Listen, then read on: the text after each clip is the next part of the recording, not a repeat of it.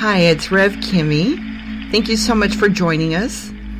And I'm Dr. G, and this is Season 1, Episode 14, Rachel Castillo, the tipster behind the scenes. And, folks, the news media have reported nothing or suggested anything about a motive for Rachel's murder. Even local law enforcement has not proposed anything about motive. Nowhere. Nothing. Crickets. But wait for it. Rev Kymmi will talk about a clear motive in this episode. So, Kymmi, tell us. Because this one, like, all of a sudden it was there, and we went out, and then it was over with. What was going on this weekend? How did you find out about this, and so forth? Well, a friend of mine wrote me through Facebook, and she told me about this case that I knew nothing about, and she asked that I please go help and try to, use my gifts and see if I can give law enforcement information to help them. Okay. And what were your plans for this weekend? Yeah, days ago, well, my daughter, I have two daughters, but my youngest one just had a baby. So we planned to go and visit her and her husband and her new baby. And we hear then about this case, but we had planned to go out, see my daughter days ago. And I'll be darned, I can't believe the way that God orchestrated this.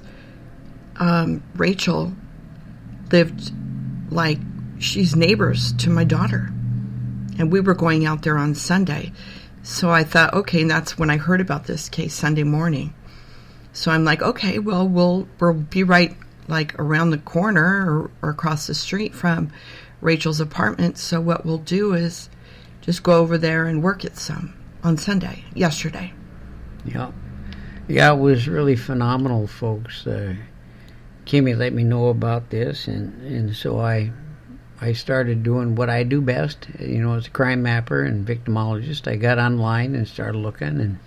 But I must say that you guys, I don't want law enforcement or Dr. G to tell me anything about the case. I knew very, very little, and that's the way I wanted it to be. So when he's talking about doing research, he did that on his own, and I saw nothing about it. Yep.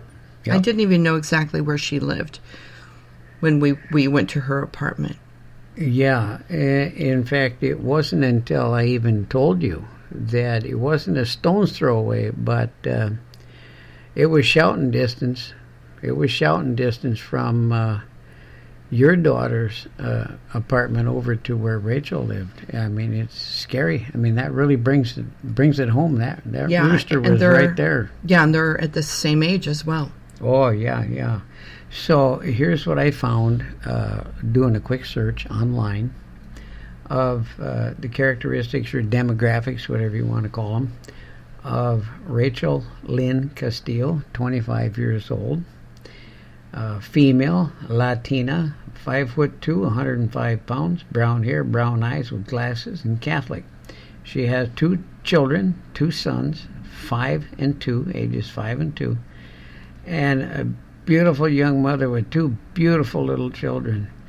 And found her Facebook page. I found her address. And then this really spoke to me as a forensic victimologist. I'm a lifetime member of the World Society of Victimology. And this sweet young lady worked for a local domestic violence center. And she was studying to become a marriage and family therapist, working for a master's degree in clinical psychology with Pepperdine University. Absolutely amazing person. Yes. Motivated and just very nice that she really wants going for it to people. help serve others and help others. And Rachel was last seen. It was a routine of theirs. She would drop her children off, her sons, with the husband, and in the newspaper it kept saying ex-husband, and she would drop them off every Thursday morning at his place, And he actually no longer lived down there in Simi Valley, but up in Hawthorne. He was originally from Victorville, but he lived up in Hawthorne as a math teacher. And she dropped the kids off. And that was Thursday morning, November 10th. Okay, November 10th. That's really important. Remember that date, Thursday, November 10th. And she was scheduled. She worked from home, like many of us do nowadays. We have hybrid or high flex, whatever you want to call it, where we can work some days at the office and some days from home. But she was scheduled to work from home that day. Okay. And what the newspaper is telling us is that her sister, who lived with her, came back home about 8 o'clock that night, about 8, and lo and behold, her sister Rachel wasn't there. And she looked around, and here's her car keys, her wallet, the car is parked outside in the parking lot, and nowhere to be found. So she called 911, and that was because there was, as they put in the paper, in quotes, significant amount of blood. And she knew right away that something was amiss, something wasn't right. So she called, and then she also called her mother, who came over to the house. And she looked and looked, and then they had, and God, thank you for this, most people don't have enough sense. I've seen this so often where people first on the scene, they pick up evidence, and then they hand it to the police, and it's like, no, leave it there. Leave it sit on the ground. And this young lady, Rachel's sister, had enough sense to back out of the scene so that she wouldn't contaminate it with her DNA and everything, even though it was her home. But that's where we're at. So, Kymmi and I drive out there to see our brand new granddaughter. I'm so proud to be a grandpa. And you should have seen the smile on Kymmi's face, her first granddaughter, her first grandbaby. And we show up over at the apartment where Rachel lived. I parked about a good 50 yards down. I don't like to give away what's going on. We got out of the car, and we proceeded to walk down the middle of the area there between the two covered parking spaces. And I did not tell her. At this point, I was the only one who knew the exact location, even the apartment number. Kymmi didn't even know that. And as we're walking down towards the other end, all of a sudden, Kymmi stops dead in her tracks. And what did you tell me? I unfortunately said that I sensed death. I felt it. I can sense it being a reverend. I've been dealing with a lot of deaths in the hospitals for 20 years. And I have a way of sensing death, and that's what I sensed. And what did you say? Oh, it was, I'm pretty used to this now. I remember the first time you did something like this. Actually, I think I said that I sense death right here. Yeah, it really took me by surprise the first time, but I'm not shocked anymore. The gift of the Holy Spirit that Kymmi has been blessed, some might say cursed with. I'm standing next to her, and we're facing down the parking lot, and I pointed immediately to my left, 90 degrees, right straight out. I pointed, and that's the apartment on the ground floor. We were standing right there, folks. Not 10 yards either direction, but I was pointing right straight into what is probably the living room of the apartment. And Kymmi didn't know where we were. It could have been 20 feet before that. It could have been the upstairs apartment or the downstairs apartment, but she identified that apartment, and she was correct. So, now that we had established the location, what did we do next, Kymmi? Yeah, we held hands and walked around. I wanted to hold hands because I wanted to blend in and not look obvious, right? And really what I'm doing is I'm tuning into the Holy Spirit and what the Holy Spirit was showing me on the scene at her apartment. So I kept my mouth shut, didn't say a word, just walked along with you. We walked up and down the sidewalk. We walked around the entire building, and I just listened to you talk. And the first thing I noticed as we turned that 90 degrees and walked out of the driveway, the middle area there, up onto the sidewalk, all of a sudden you stopped and you held out both hands. And what did you say to me there? Do you remember? Well, which part of it? I saw a man. You talking about a man? I saw the perpetrator, a man. We're standing there facing the apartment, maybe 10 feet from the apartment on the sidewalk. And I don't mean literally seeing the person standing there. It's a vision that the Lord is showing me, the person who did this to Rachel. Yeah. And you described him to me. Yeah, I had said that he was a Hispanic-looking man, and he was, on his high end of the BMI, over his, overweight. And so... But not grossly obese or anything No, like but that. he was overweight. I can see that. And I saw some other things I could read from the tip, and he wasn't actually. short and stubby like me, was he? No. No, he was a big guy. That's the way you described him. Yeah, he was a big guy. And I saw some other things too, but I want to rather read the email to them of what I wrote to law enforcement. Okay. Go ahead. To Rachel's detective at Simi Valley Police Department. Mm-hmm. Okay, so... And this is what you wrote as we were leaving, right?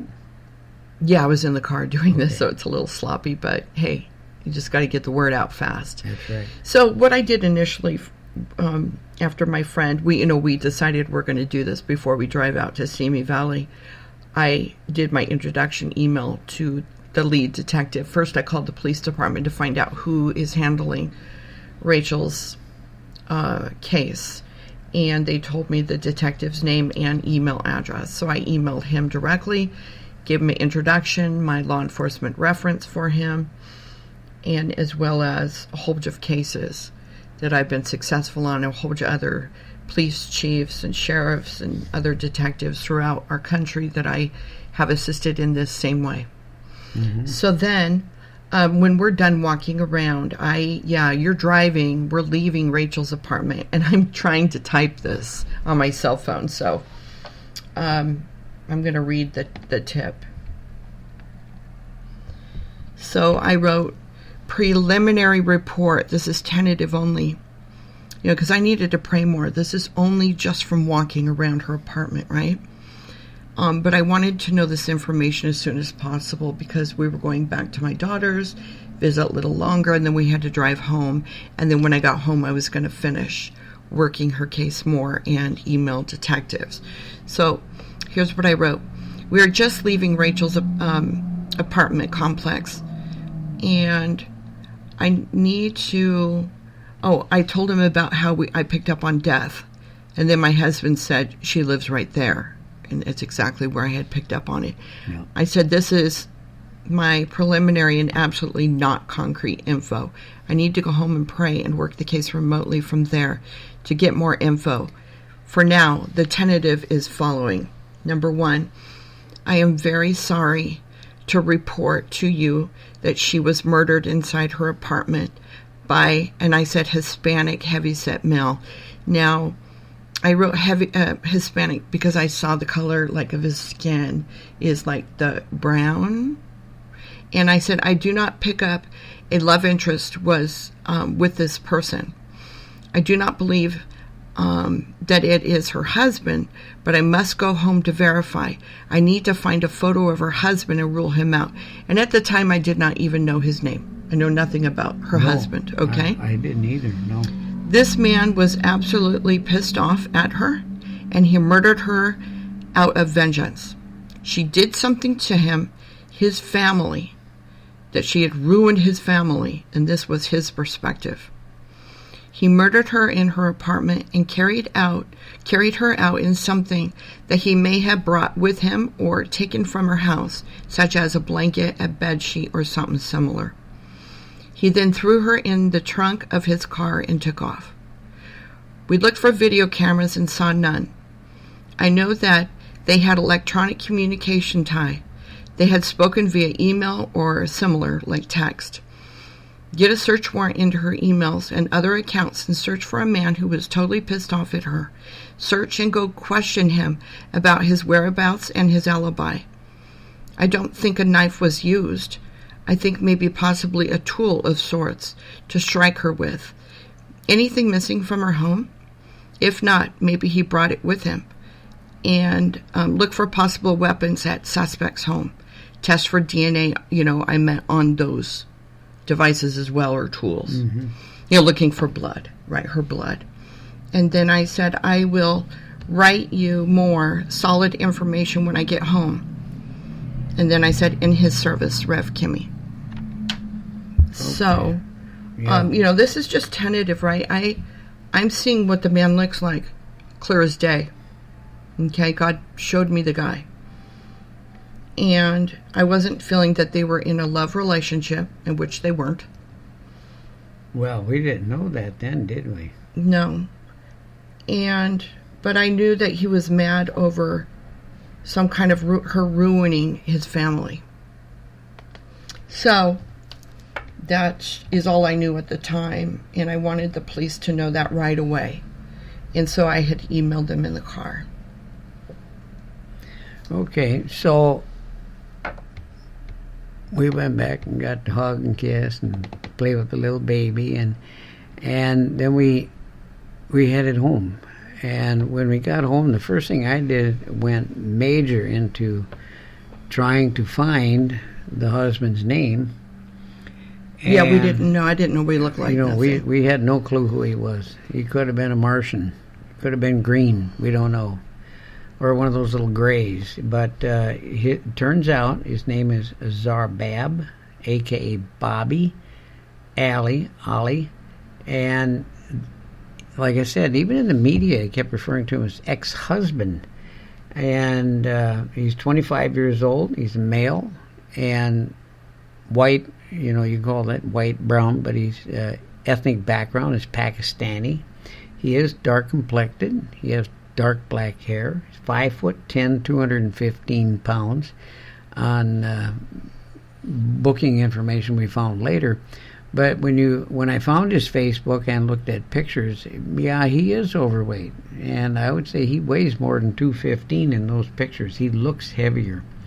Black mustache, and he lived up in Hawthorne, which is a good hour and some away, and we'll get into distance in a little bit. So once we got home, and how did you go about determining whether or not this ex-husband, Bobby, was a possible suspect? Well, when I got home, I ran to my laptop. I wanted to find out what this guy looks like. I had to see. I had to compare with what God showed me the person was, right, the man in the vision. So I ran home and did a court index. If you guys don't know, I'm a litigation and trial paralegal at law firms, usually. And so I did a court index, is what we call it at the law firm. I'm running her name, trying to find her divorce on the court's website so that I can ascertain, find his name and then look him up. I did find his name from doing a court index with the Ventura County Superior Court. Then I found his Facebook, and then finally I'm looking at photos of him. Mm-hmm. And that's when things turned. And I knew who did this. So I then immediately write the detective in charge of Rachel's case. And I'm always CCing my law enforcement reference, okay, all along. He's always on every single email that I send to other law enforcement, or how can he be a reference for me if he's not reading and knowing what I'm saying and doing on other cases for other law enforcement, right? Makes logical sense. So Here's what I wrote in the email. I did a court index on Rachel Rachel's divorce on Ventura County Superior Court website. I am a litigation and trial paralegal, so I do this all the time. I found the husband's name and found his Facebook to look at his photos. This is not good. He fits the description of the man that I saw. He looked Hispanic to me via my gifts, but he can qualify for looking Hispanic via my gifts. Now, I'm just going to do a sidebar here so you understand what I'm talking about.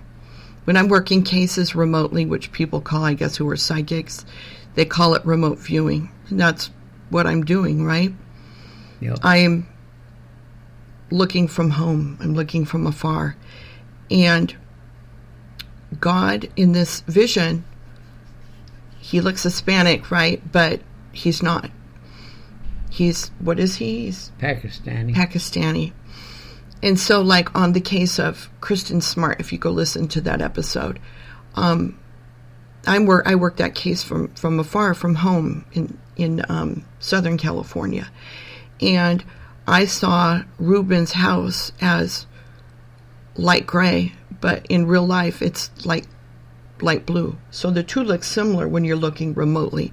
And so that's what I'm talking about with regards to the way that, his skin tone is, or what he, is Hispanic or Pakistani or whatever. They look similar in the vision. So I said, if he is this chubby now, because I'm looking at a photo off of his Facebook, then he fits the man's BMI I saw via my gifts. I do not want to point a finger at an innocent man, but, and I put but in all caps, he fits what the man looks like. I said, he cannot be cleared off my radar. You need to grill him and check him out super good to clear him on your end. See attached photo from Facebook. Now, so does he also have a motive to hate her and take vengeance? Is that a match too? I see on his court docs, she won by default. On her divorce, he didn't file a response to her petition for divorce, so she won by default. He has motive. Did he take vengeance? You must do your investigation thing to figure it out. He only has about a 1-hour drive. I will send more prophetic info if I receive it. Yeah, and I do have more to read. There's a really good start to a motive. Yeah, I read more. She filed for divorce on him, and then he failed to show up, and the court gave it to her because of default. He never appeared, and I found. No, I'm going to finish reading my tips first. Okay, go ahead. Sorry, Dr. G. Okay, so here's another email I wrote to him like just a few minutes after, because I wanted to expound on a few things that were very important, I believe, his motive on this case. I said, I have worked with this is to the detective on Rachel's case. I have worked with the family law judges at the Antelope Valley Superior Court at the request of supervising Judge Thomas White. He is now retired, but he was supervising judge over all judges in civil and criminal. You guys have a huge red flag. I believe there is 100% motive by the husband to have done this to Rachel. Why? The default just was requested by petitioner Rachel on 11/7/2022, and she went missing on 11/10/2022. He was a hothead and took vengeance, I believe. You need to investigate. But it matches what I told you. The man who did it was really pissed because she did this to his family. She won on default, so she automatically got everything she asked for in her petition, whatever it was. I have not obtained her petition. Go read it. Was he wiped of his parental rights? I am pretty certain he is your man. Go dig. Go grill him deeper, longer, with different cops who are excellent with interrogation skills. He will probably crumble. I believe he snapped. See the court info from Ventura Superior Court attached. And Then I said, please note that with the attachments, it shows that the complaint status of this case is active. When a divorce is complete, it says judgment entered. It says active. Now, if he was just stripped of his parental rights in court by default, that equates to what? The only way to fix his parental status is to be rid of the winning party, right? Yep. You have your motive. Good luck. Get a copy of her petition. And what did she exactly win regarding? Whatever she asked for in her petition is what he lost. So, when I worked at family law department, over in the Antelope Superior Court, I know firsthand if a divorce is final, guys, if you look at her case on Ventura website for the Superior Court, it says active. It's not complete. They were not legally divorced. People in the media have reported this is her ex-husband. No, they're still married legally. Unless they haven't updated the website, the court. But it's clear that it's active because there's no judgment entered. And there must be. So I believe that he may have even lost parental rights to his children. And I'm talking about legally, as if stripped, as if he never, ever, ever had children. That bad. Could have occurred to him because she won on default. Default was that he never appeared. Now, if you don't appear, the other party doesn't appear, the one party gets what they're asking for, right? There's no one there to oppose him. Or oppose Rachel, right? Yep. And that's what occurred. Now, the timeline, the time frame on this whole thing is absolutely phenomenal. As you pointed out, she won by default on November 7th. 3 days later, she goes missing and she's murdered.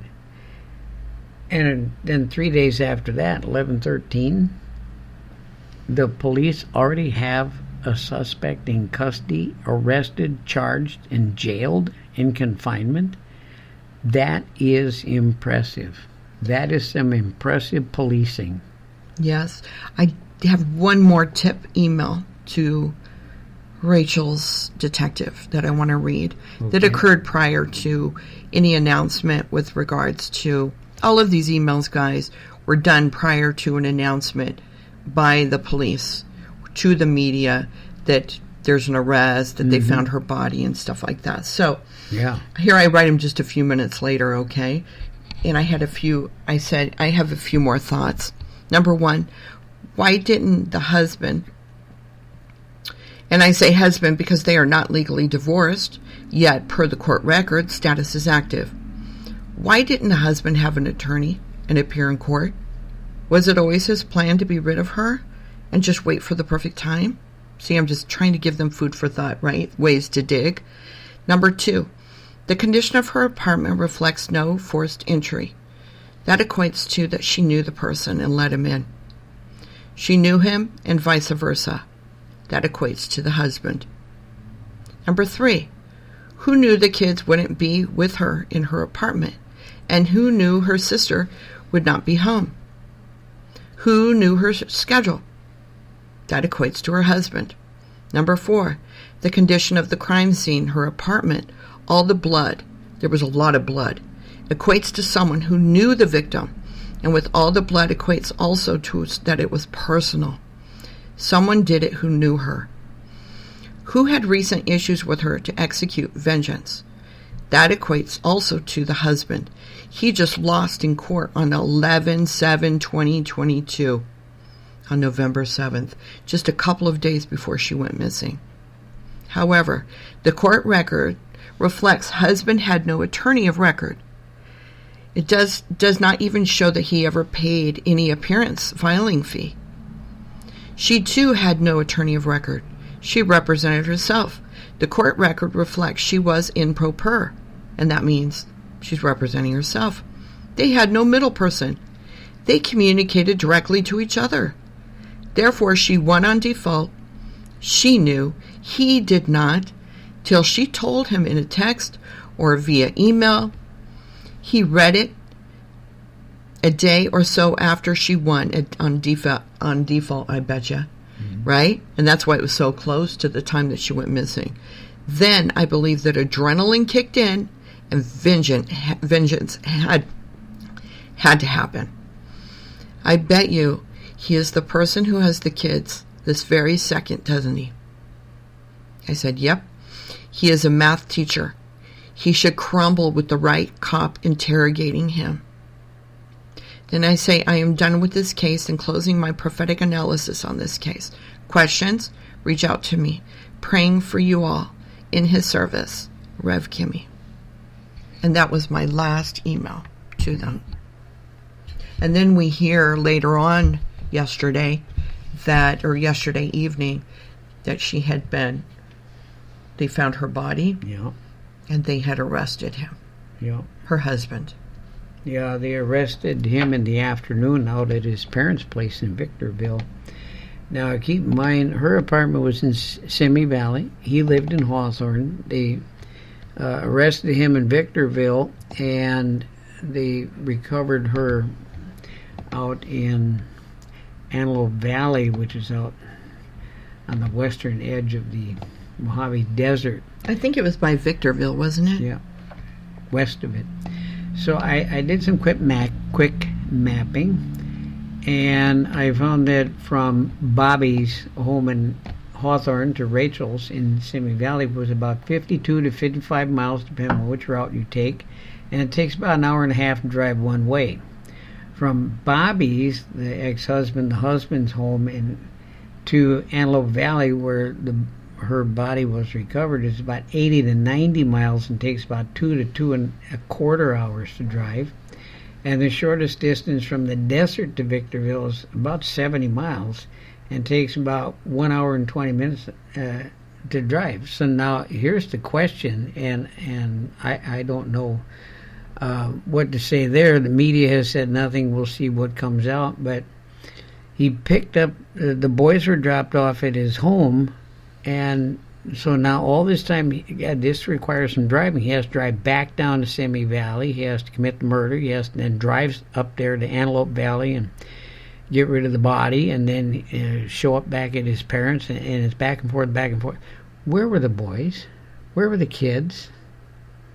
Yeah, we were thinking whether they may have been in the car. But I looked in the car with my gifts, guys. They were not in the car. Oh, thank you. Yeah. Thank God they didn't have to. Yeah, we don't. See that. I mean, we could young, speculate where they were, but that's terrible. What a busy day. What a busy day that was. All in the afternoon. We went out to see the scene of the crime. God revealed, the Holy Spirit revealed all those tips to you. Ollie was arrested. They held a prayer vigil at 6 p.m. that night, and then Rachel's body was found, and then shortly after midnight, they already had him in custody, but at that point they charged him, booked him, and charged early him. This morning, right? Monday morning, November 14th. What a, holy cow. They arrested him. He's currently jailed in Ventura County Main Jail. They used probable cause, so they've got something. And they'll reveal it. They charged him with California Penal Code Section 187, subparagraph A, felony murder. Murder is the unlawful killing of a human being or a fetus with malice aforethought. There was intent, and clearly we can see that in here. They have set bail at $510,000. That's not enough in my mind. Remember, Dr. G, you asked me did he show up and then things got out of hand? Or did he plan it and come and arrive and execute his plans? Remember that? Yeah, I remember asking you that. Yeah, and what I pick up with my gifts from what God is showing me is that, unfortunately, it was his plan. He came there with a plan. Yeah. Well, it's really sad. I'd like to extend Boy, there's kudos, hats off to you guys. In blue, out there in Simi Valley. You got in there, got the job done. 6 days from the time of the first filing, 3 days from the time of the homicide, and Chief Livingston and Commander Gonzalez, Assistant Chief Shorts, and the detective that was in charge of his case. Hats off. You guys, you really knocked this one out of the park, in my opinion. You guys did a really good job, and I believe incredible. You guys did some amazing work with interrogation, I believe. And then he probably showed you where he buried her. Yeah. Good job. And as we wrap this up, of course, I'm a forensic victimologist. So I want to share some stuff with you. And this is in honor of Rachel. Rachel served her community. She was working at a domestic violence center. This was her life, and unfortunately, this is from an online source. The Centers for Disease Control and Prevention. We call it the CDC, right? Violence prevention, intimate partner violence, or as we call it, domestic violence. I knew this was high, but in looking at this today, I was absolutely appalled. About 41, and this I'm reading this is a quote, about 41% of women and 26% of men experienced contact sexual violence, physical violence, and or stalking by an intimate partner, and reported an intimate partner violence-related impact during their lifetime. 14% of women and 5% of men report having been stalked by an intimate partner. About 1 in 5 women and 1 in 13 men have experienced contact sexual violence by an intimate partner. And about 1 in 3 women and about 1 in 4 men. That's pretty doggone high, isn't it? That's really high. I bet... I can think of a whole lot of other things in life where the statistics are not that saturated. 1 in 3 women, 1 in 4 men report having experienced severe physical violence from an intimate partner in their lifetime. Folks, we got to do better than that. We really got to do better than that. And that's where I'm going to stop. Yeah, we just, before we go, we just want to remind you to please click follow so that you guys will be automatically notified when we upload a new episode. And please share with your family and friends our podcast. I do want to say that we are presently working on another high-profile case, but we cannot discuss those details or the name of it until it wraps up. You know, we try to help victims by tipping off or working in collaboration with law enforcement. But if we were to give information prior to it resolving, we would actually ruin everything we were trying to do. Yep. Right? So you guys will hear about this case at a later time after it wraps up. And, of course, you can listen to our podcasts on Spotify, Apple Podcasts, iHeartRadio, and everywhere podcasts are heard. And if anybody wants evidence or to communicate with me or with Dr. G, you can do that through my Facebook. You can do that through, I'm found as Kymmi, K-Y-M-M-I, Bloomberg, B-L-O-O-M-B-E-R-G. There is a pinned docuseries with a lot of evidence. Yeah. But this one, I'm not going to include this evidence. But if anybody wants to receive evidence of emails to prove my gifts that I called it before it transpired, write me through Instagram, through Instant Messenger. Okay. Through Facebook. All right. Thank you for joining us. We'll talk to you again on another episode. Yep. Thank you for joining us.